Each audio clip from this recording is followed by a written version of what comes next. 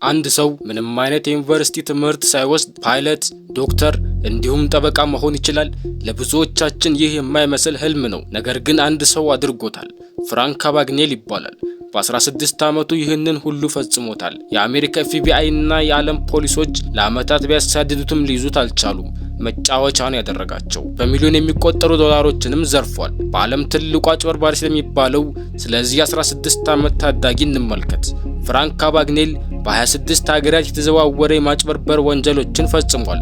ነገር ግን FBI ሆነ የዓለም ፖሊስ ኢንተርፖል ሊይዙት አልቻሉም። ሁሉንም ያታልላቸው ነበር። ፍራንክ የተወለደው በ1948 ኒውዮርክ ውስጥ ነው። የልጅነት ህይወቱ በጣም በደስታ የተሞላ ነበር። አባቱም በጊዜው ስኬታማ ነጋዴ ስለነበር ሀብታም ከሚባሉ ቤተሰብ ውስጥ የሚመደቡ ቤተሰቦች ነበሩ። ነገር ግን ፍራንክ 16 ዓመት ሲሞላው አንድ ያልጠበቀው ነገር ተፈጠረ። በነ ፍራንክ ቤት ውስጥ ሰላም ጠፋ። በቤተሰቦቹ መካከል ግጭት ተፈጠረ። ግጭታቸውን በየጊዜው እየበረታ ወደ ለየለት ጸብ ውስጥም ገቡ። በስተመጨረሻም የፍራንክ እናትና አባትም ለመፋታት ወስነው ፍርድ ቤትም ቀረቡ። ፍራንክ በጊዜው 18 ዓመት ስላልሞላው ፍርድ ቤት ቀርቦ ከማን ጋር መኖር እንደሚፈልግ መምረጥ እንዳለበት ተነገረው። በዚህም ጊዜ ፍራንክ ውሳኔውን መናገር ከብዶት አይምሮም ትልቅ ጫና ውስጥ መግባቱ ነገሩን መቋቋም አቅቶት ለማንም ሳይናገር ከቤት አምልጦ ጠፋ። ፍራንክ በጊዜው በእጁ ላይ ምንም ብር አልነበረውም። በሰፊዋ ኒውዮርክ ከተማ ውስጥ ምንም ገንዘብ ሳይዝ በባዶ እጁ ብቻውን ቀረ። በዚህም ጊዜ አንድ ነገር አይምሮ ላይ መጣለት። ገንዘብ ለማግኘት ሰዎችን ማታለል እንዳለበትም ወሰነ። ፍራንክ መልከ-መልካም ረጅምና ገና በወጣትነቱ ሽበት ማውጣት የጀመረ ልጅ ስለነበር ከእድሜው በላይ ትልቅ ልጅ መስሎ ይታይ ነበር። ፍራንክ የማጭበርበር ተግባሩን የጀመረው መንጃ ፈቃዱ ላይ የልደት ቀኑን በማስተካከል ነበር። 16 ዓመቱ ላይ የነበረው ፍራንክ እድሜውን ወደ 26ም ቀየረው። ቀጥሎም ሐሰተኛ የባንክ አካውንት በመክፈት አካውንቱ ውስጥ ምንም ገንዘብ ሳይኖረው የሐሰት ቼኮችን የጻፈ መሸመት ጀመረ። ባንኮችም ይህንን ሳያውቁ በሺዎች የሚቆጠሩ ዶላሮችን መነዘሩለት። ነገር ግን ፍራንክ በባንክ ማጭበርበር ሊረካ አልቻለም። የበለጠ ክብር፣ ገንዘብና ነፃ ጉዞ የሚሰጠውን ስራ ፈለገ። በጊዜው የአሜሪካ ፓይሎቶች እንደ ንጉስ ይታዩ ነበር። በየሄዱበትም ከፍተኛ የሆነ ክብርንም ያገኛሉ። ፍራንክም እንደነሱ መሆንን አስቦ ተነሳ። ቀጥሎም አንድ ቀላል ግን መላውን አሜሪካን ያታለለበትን አንድ እቅድ አሰበ። ከዚያም ወደ አሜሪካ አየር መንገድ ዋና መስሪያ ቤት በመደወል ራሱን ከፍተኛ ፓይለት አስመስሎም ተናገረ። ሆቴል ውስጥ ልብስ የተሰረቀብኝ፣ አሁን በረራ ስላለብኝ በአስቸኳይ ዩኒፎርም ይላክልኝ አላቸው። አየር መንገዱን በደንብ ሳያጣራ አዲስ የፓይለት ዩኒፎርምን ላከለት። በመቀጠልም ፍራንክ የህፃናት መጫወቻውን አውሮፕላን በመግዛት አውሮፕላኑ ላይ ያለውን ፓን አሜሪካ ሎጎ በመላጥ የሐሰት መታወቂያው ላይ ለጠፈው። አሁን ፍጹም ፓይለት መስሏል። የሚገርመው ነገር ፍራንክ ምንም አይነት የበረራ ትምህርት አልወሰደም። ነገር ግን አየር መንገዶች ሌላ አየር መንገዶች ላይ ያሉ ፓይለቶችን በነፃ ወደ ፈለጉበት ሀገር ያጓጉዙ ነበር። ፍራንክም ይህንን አጋጣሚ በመጠቀም በአየር መንገዱ ፈርስት ክላስ የተጠቀመ ነፃ ምግብና መጠጥንም እየተጠቀመ እንግሊዝን፣ ፈረንሳይን እንዲሁም መላውን ዓለም ከ250 በላይ በረራዎችን በመጠቀም ሊዞር ችሏል። በአውሮፕላን አብራሪዎች ክፍል ኮክፒት ውስጥ የተቀመጠ ፓይለቶች ስለ አውሮፕላን አነዳድ እየጠየቀ በሚስጥር ልምድን ይቀስም ነበር። አንድ ቀን ግን ያላሰበው ነገር ተፈጠረ።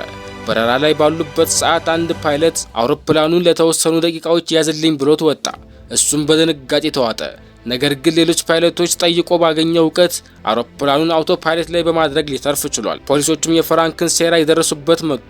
እሱም ፖሊሶች ሊይዙት እንደሆነ ሲረዳ ስልቱን በመቀየር ወደ ጆርጂያ ከተማ በመሄድ አፓርታማ ተከራየ። አፓርታማው ውስጥም ሲመዘገብ የሥራ መደቡን ዶክተር ብሎ ሞላው። ቀጥሎም እዚያው አፓርታማ ውስጥ ከሚኖር አንድ ዶክተር ጋር ተቀራረበ። ዶክተሩም ፍራንክን ስለወደደው በአካባቢው በሚገኝ አንድ ትልቅ ሆስፒታል ውስጥ የህፃናት ሕክምና ክፍል ዋና ተቆጣጣሪ ሱፐርቫይዘር እጥረት ስላለ እዛ እንዲሰራ ጋበዘው። ፍራንክም ፈቃደኛ ሆነ። ቀጥሎም የኮሎምቢያ ዩኒቨርሲቲ ሐሰተኛ የሕክምና ዲግሪ አዘጋጅቶ ሆስፒታሉን ተቀላቀለ። ፍራንክ ስለ ሕክምና ምንም የሚያውቀው ነገር የለም። ነገር ግን የእሱ ስራ ማከም ሳይሆን ሌሎች ዶክተሮችን መቆጣጠር ነበር። እዚህ ጋርም የሰዎች ስለ ልቦና ይጠቀምበት ነበር። ወጣት ዶክተሮች ታካሚ በሚመጣበት ወቅት ምን ማድረግ እንዳለባቸው ሲጠይቁት ሳይደናገጥ እናንተ ምን ይመስላችኋል እያለ ጥያቄውን ወደ ራሳቸው ይመለስባቸው ነበር። እነሱም ሐሳባቸውን ሲነግሩት ልክ ናችሁ እንደሱ አድርጉ እያለ ምንም ሳይታወቅበት ለ11 ወራት ያህል ሰርቷል። ነገር ግን በአንድ ቀን ያላሰበው ከአቅሙ በላይ የሆነ ነገር ተፈጠረ። አንዲት ህፃን ልጅ ታማ መጣች። ህፃኗም በአስቸኳይ የቀዶ ጥገና ሕክምና ያስፈልጋት ነበር። ፍራንክ ግን ስለ ሕክምናው ምንም እውቀት አልነበረውም። ቀጥሎም ማንም ሳያየው እቃውን እንዳለ በመያዝ እኩለ ሌሊት ላይ ሊጠፋ ችሏል። ሆስፒታሉን ጥሎ ከጠፋ በኋላም ይኖርበት የነበረውን የጆርጂያ ግዛት በመልቀቅ ወደ ሉዚያና አመራ። በዚህም ጊዜ ፖሊሶች እየፈለጉት ነበር። ነገር ግን በሚያስገርም ሁኔታ ሊይዙትም ሆነ ሊደርሱበት አልቻሉም። በጊዜው ግን ፍራንክ ወደሚከታተሉት ሊይዙት ወደሚፈልጉት ፖሊሶች ይበልጥኑ ለመቅረብ አሰበ። ጠበቃ ሆኖ መስራትም ቀጣዩ እቅዱ አደረገው። ቀጥሎም ሐሰተኛ የሃርቫርድ ዩኒቨርሲቲ የሕግ ዲግሪ አዘጋጀ። በሉዚያና ግዛት ጠበቃ ለመሆን ዲግሪ በቂ አልነበረም። የመግቢያ ፈተና መፈተንና ማለፍ ነበረበት። በዚህ ጊዜ ግን ሐሰተኛ ማስረጃ ማሰራትን አልመረጠም። ራሱ ፈተናውን ለመፈተንም ወሰነ። በመቀጠል ራሱን በአንድ ክፍል ውስጥ በመዝጋት ለሳምንታት የሕግ መጻሕፍትን ማጥናት ጀመረ። ወደ ፈተና ሲገባ ግን ያላሰበው ነገር አጋጠመው። ፈተናውን ማለፍ አልቻለም። ውጤቱ ስራውን ለማግኘት በቂ አልነበረም። ነገር ግን ተስፋ ባለመቁረጥ ለሁለተኛ ጊዜ ፈተናውን ተፈተነ። ግን አሁንም ለሁለተኛ ጊዜ ፈተናውንም ወደቀ። ፍራንክ በዚህ ጊዜም የሐሰት ማስረጃ አሰርቶ መግባትን አልመረጠም። ለሶስተኛ ጊዜ ፈተናውን ተፈተነ። በዚህ ጊዜ ግን በሚያስገርም ሁኔታ ፈተናውን አልፎ የጠበቃነት ፍቃድን አገኘ። በአቃቤ ሕግ መስሪያ ቤት ውስጥም ለጥቂት ወራት ሰርቷል። ይህን ሁሉ ነገር ሲያደርግ የኤፍቢአይ ልዩ መርማሪ የነበረው ጆሴፍ ሺያ ሌሊትና ቀን ያሳድደው ነበር። ፍራንክ በየባንኮቹ እየዞረ የሚመነዝራቸው ቼኮች ጥራታቸውን ይጠበቁ ነበሩ። በዚህም ምክንያት ለፖሊሶች በጣም አስቸጋሪ ሆኖ ነበር።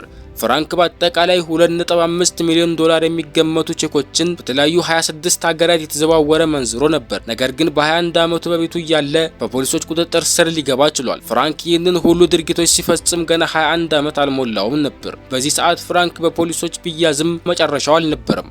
በዚህም ጊዜ አንድ ያልተጠበቀ ነገር ተከሰተ።